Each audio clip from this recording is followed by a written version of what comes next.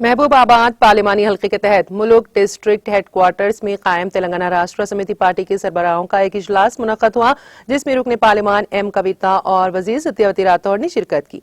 इस मौके पर जेडपी चेयरमैन जगदीश, साबिक रुकने पार्लियामेंट सीताराम नायक, टीआरएस लीडर परहलाद और दीगर मौजूद थे। इस मौके पर पार्टी की तंजीम जदीद से मुतालिक मुख्तलिफ उमूर पर तबादला ख्याल किया गया।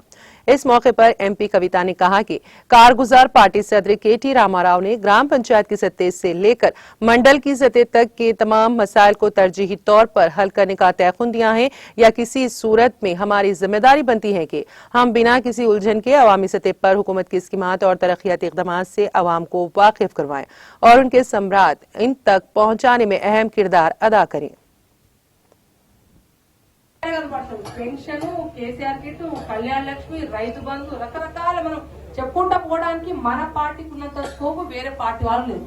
కాకపోతే అందరి మనసులో ఏముందంటే అక్క అందరు జనాలకు బాగుంది కానీ కార్యకర్తలకు ఏం పని లేదు అక్క అనే బాధ మీ అందరికీ.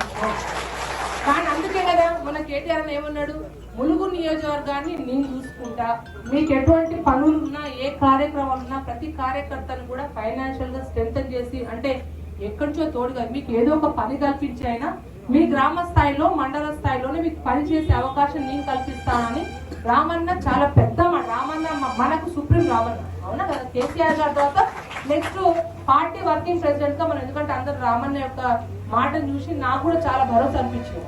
ఇంకోటి